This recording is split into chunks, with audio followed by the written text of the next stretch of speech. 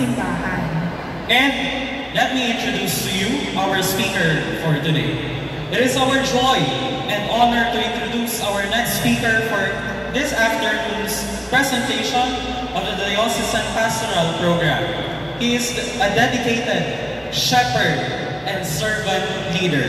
He currently serves as the director of the Diocesan Pastoral Office, where he leads efforts to align and animate the pastoral direction of our diocese. At the same time, he continues his ministry as the parish priest of the parish of the Risen Lord in town and country, Binian, Laguna. Let us welcome our speaker for today, Father Jose or Arvilla Carlos, or as many fondly call him, Father Tor. Let us give him a round of applause.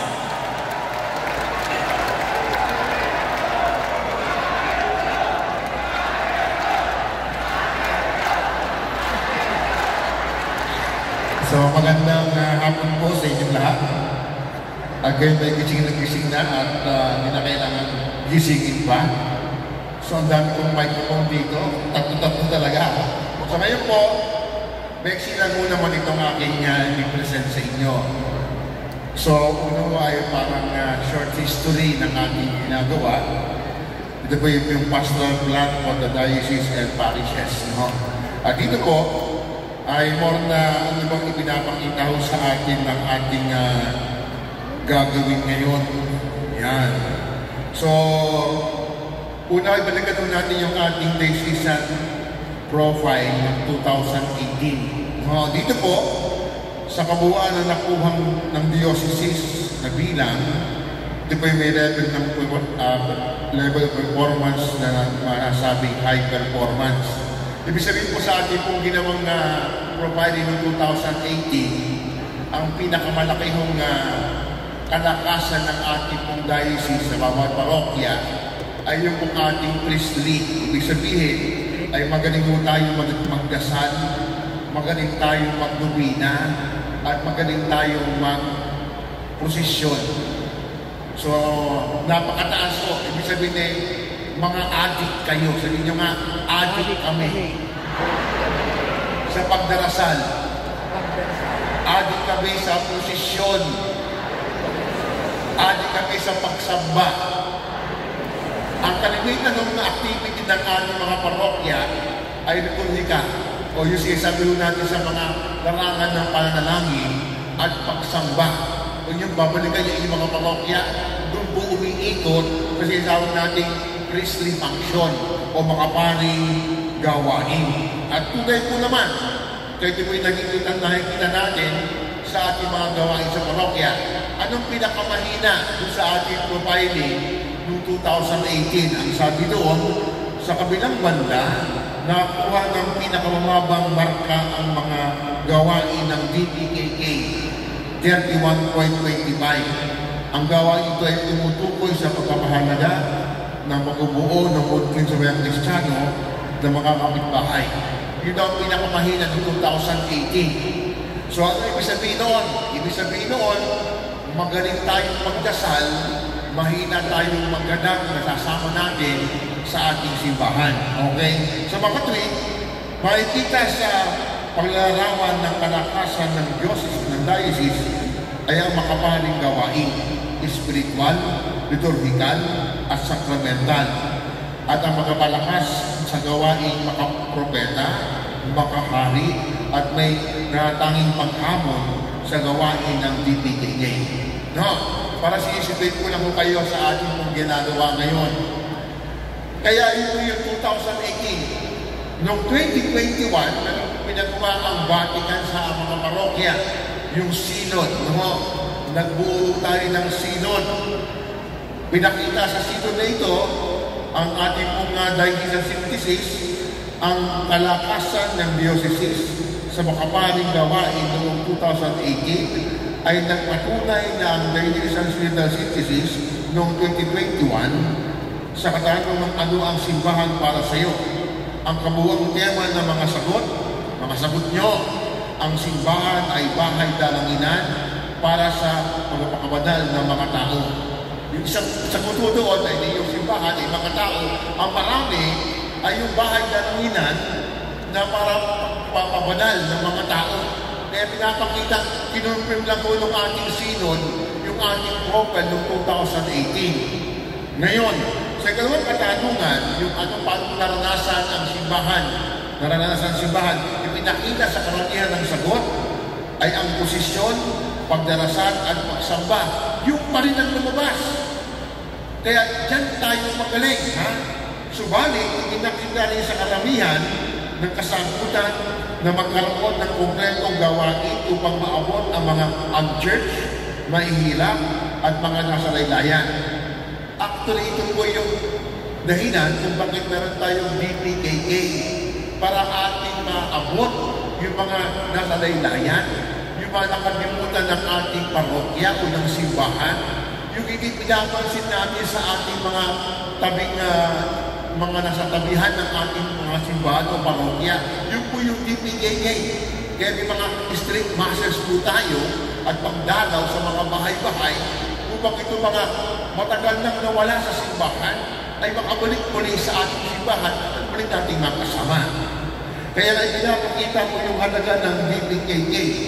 Ipinakita rin sa maraming kasagutan noong 2021 ang kagustuhan na magkaroon ng patuloy ng programa na integral ng panghuhubog upang matugunan ang problemang pagkakahati-hati, division, pagkanya-kanya, hindi patas na pagtrato at pagiging exclusive ng mga samahan. Ito po'y makita ninyo ang sinasabing pangunahing nagiging problema natin kahit pa tayo ay mahilig magdasal, magsimba, magprosesyon, ay pinapakita meron po tayong pagkanya-kanya, merong division, hindi patas sa pagtrato. Ano ba yun? Hindi ko maintindihan ano hindi patas sa pagtrato. Malamang ay si Father ay merong pabo. Meron ba? May pabo ba si Father? Wala? Hindi nga. So pinapakita, ito yung mga pangunahing problema. At dito, yung sinabi exclusive ng mga samahan. Ano exclusive? Ibig sabihin, kung MBG, MBG lang. Kung UCG, UCG lang.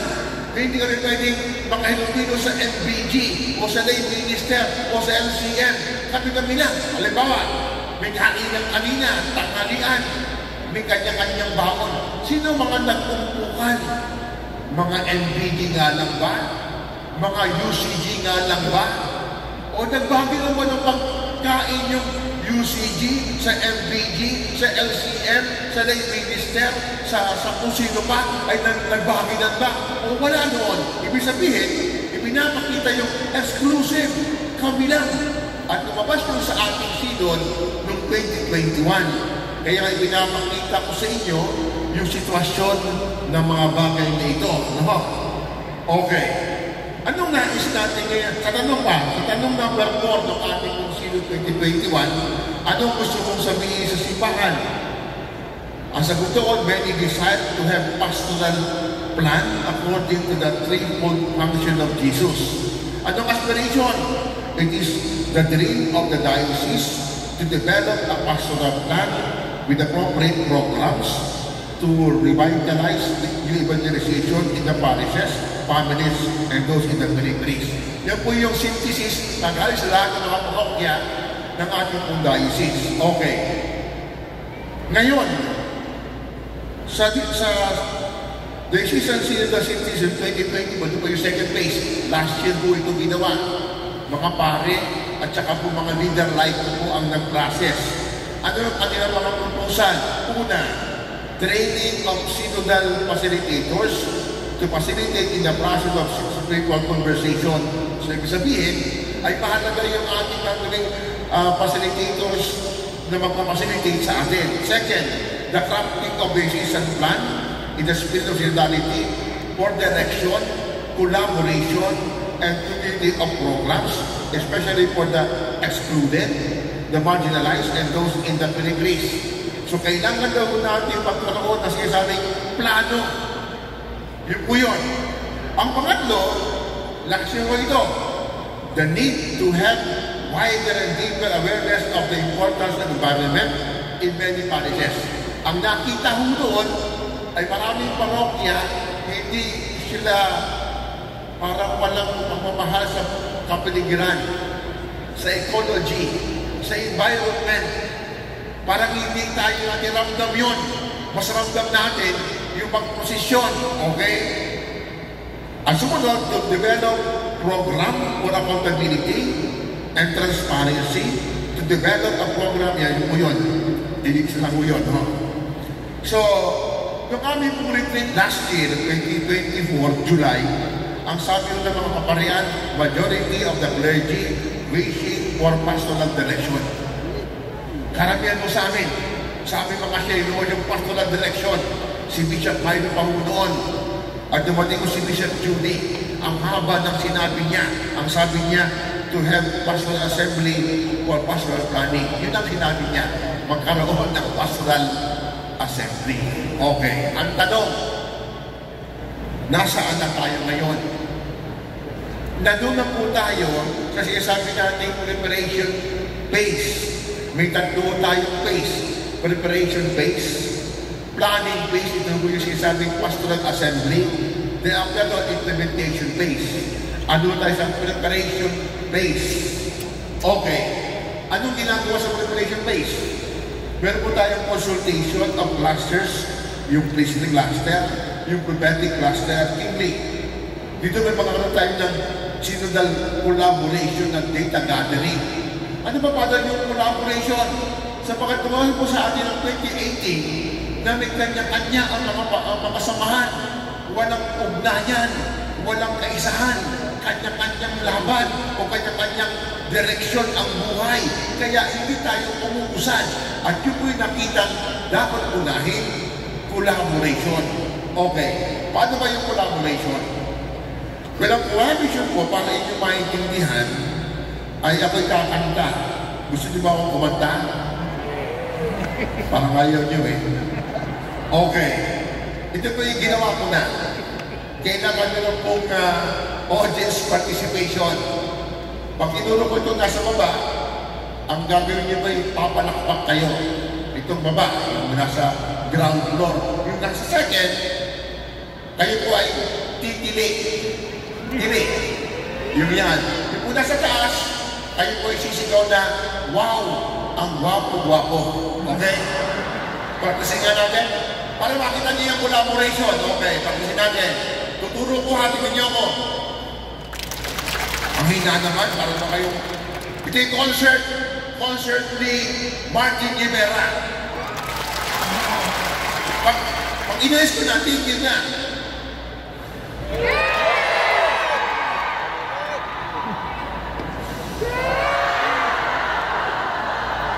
Parang mali ata yung sa huli. Masasabihin niyo, wow, ang gwapo-gwapo. Okay. So, isa pang practice ha. Natin ha.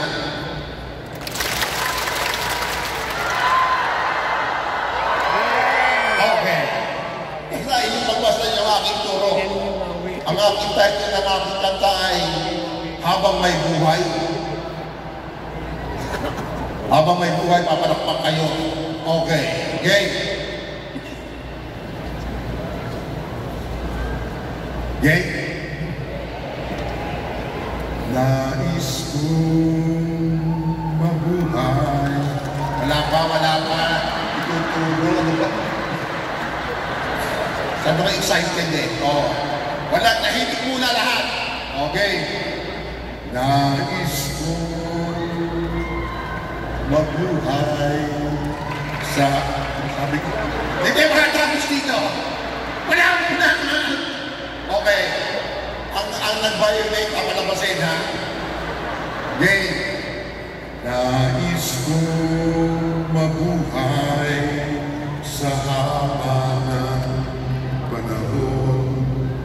Kung ito'y lilipas na ika'y kapiling ko. Habang may buhay, hanggat ang dugo, sa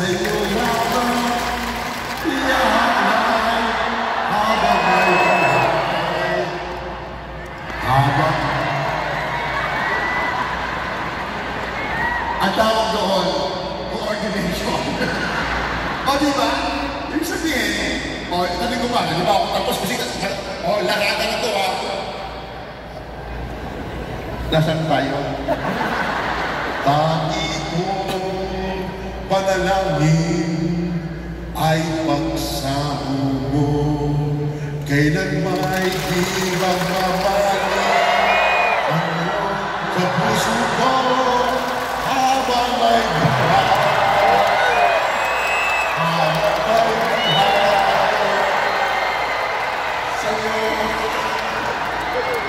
Yan.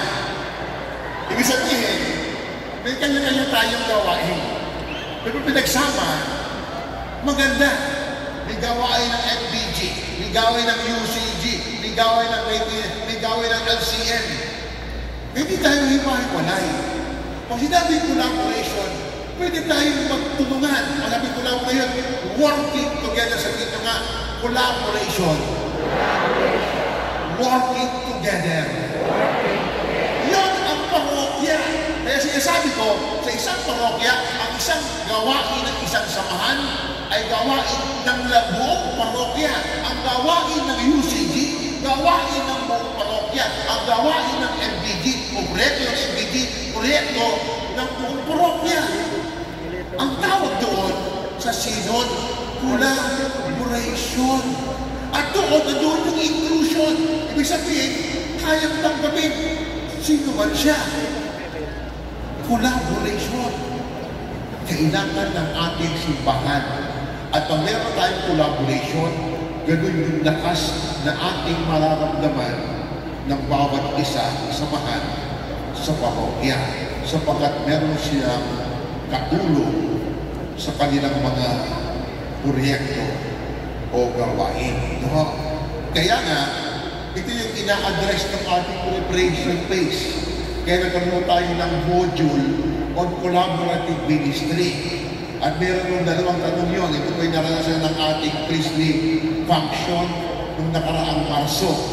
Where do I feel a holiness content around the way collaboration happens or does not in my parish or diocese? What are two experiments or actions we could try to foster collaboration in the parish or diocese? At yan po yung ating pasimulang ginagawang assembly. Hiwa-hiwalay mo muna yung ating pong priestly, at yan po yung mga LCM, yung mga adorasyon nocturna, apostol ng panalangin. Yun po yung ating tinulong noong Marso at may mga sagot na ho silang binigay. Ang kanilang mga sagot ay aming tinignan kung makabuo tayo ng programa. At meron po, ayun yung kanilang mga priestly proposals from responses. Creation of working guidelines or pastoral manual for clarity of structure and organizational functions for priestly, protective, and deeply. Magkaroon po tayo ng guidance, mabubuo tayo yan. Second, training workshop on synodal pastoral leadership. Dahil iba ho itong ating sinasabing synodal, meron pong training ang ating mga PPC, ng mga officers, ng mga bawat parokya, ang ating mga commission directors, ng mga lifelong pare. Training of formators, facilitators, priestly formation team. Kailangan po may sariling team ang priestly sa kanilang gagawing formation. Okay. Pang-apat, workshop sessions on synodal process for data gathering, collating, synthesizing, monitoring, evaluation. Yung pinas document ay na-document ng synod. Kailangan matulog po tayo ng mga bagay dito. Hindi ba lang mahirap? At ang panglima, approval of PPC, Constitution, and bylaws. Meron na po siya. I-approve na lang po natin. No. After the cluster's consultation, we'll craft a pertinent and relevant questionnaire for our District Pastoral Assembly. This questionnaire will be distributed to all parishes. Yun po yun. After ng May, ang huli po ay kingly, then mabubuo tayo ng questionnaire, ibibigay mo sa mga parokya para sagutin po natin. At pagkatapos noon, magtitipon na po tayo para sa Pastoral Assembly para ating makita ano ba yung pangangailangan ng parokya o ng dekange o ng district and ng diocese. Ibig sabihin, ay ganun po kalawak yung ating gagawin. The responsibility with the data for parish pastoral assembly, for parish pastoral planning, and eventually to our diocese pastoral assembly, for diocese pastoral planning. Yun po yung ating inahangad na mangyari this year and the coming year. Kaya wala pa hong reshuffle. Mukha ang reshuffle ay 2018 pa. 28 pala, 2028. Oh, di ba? Pala. Okay, kaya nga, ito po yung ating gagawin para napakita kayo na maglalagay po tayo ng pastor election, hindi lang po sa mga parokya sa ating pong diocese. Ano po ang gusto mangyari ng ating bagong bishop, si Bishop Judy. No?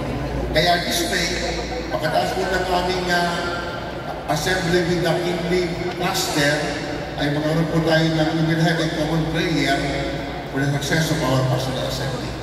So hopefully yung ating pastoral assembly ay mga January po ng 2026. At pagkataas mo noon ay pwede na kami mag-reshuffle hopefully. Yun po at ako po nag-report lang sa inyo ng ating pong ginagawa sa ating pastoral police. At maraming pong salamat sa inyong pakikinig. Tapos na ako. Bilis, di ba? Meron po question? Question? Wala. Salamat na maraming wala kayong question. Ang MC, napalarong MC. So salamat po ng maraming at umasa kayo ang ating pakisikapang makabuo ng pastoral plan po sa ating diocese. Maraming po salamat.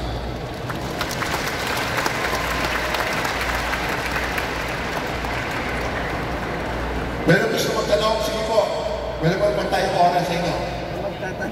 Sige, may pwede kayo magtanong. Mga isang tanong lang ha. Wala naman. So wala naman magtanong. Paliwanag naman sinabi ko, di ba? So kaya po yung ating mga parokya ay ating pong yung tiga-klasa ng 3 milyon. Priestly, binagay ko naman ako sa inyong mga samahan. So yung pagkakahati-hati, prophetic, Bible study, Bible apostolate, catechetical. So andyan pumapasok yung mga charismatic group tulad ng El Shaddai, ng ating pong Corpus for Christ, ng MMC, lahat ng charismatic group, no? At pagkatapos ng kingly, papasok po yung ating prison, yung ating social action, etc. Bakit po 3? So pagkatingnan po yung sa binyag natin na hina-highlight ng sinod na tayo bahagi kay Jesus bilang pari, propeta, at hari. Sa bawat binyag na ginagawa natin sa ating parokya, yung po sinasabi ng pari sa pagpapahin ng langis sa noon ng bata. Sinasabi ng pari, bakit bahagi ka naman sa buhay ni Jesus bilang pari, propeta, at hari.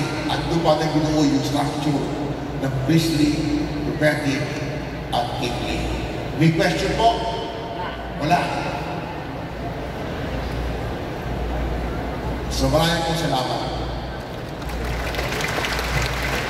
Muli po, maraming salamat, Father Thor, for the pastoral plan for diocese and parishes. Bago po tayo magpatuloy sa ating programa, tinatawagan po namin ang mga diocesan coordinators ng mga sumusunod na ministry. EMHC, LCM, Music Ministry, UCG, Lingkod ng Bana, Apostolado ng Panalangin, Legion of Mary, MBG, ANF. Ayun. Kung maaari lamang po ay pumunta dito sa harapan. Maraming salamat po.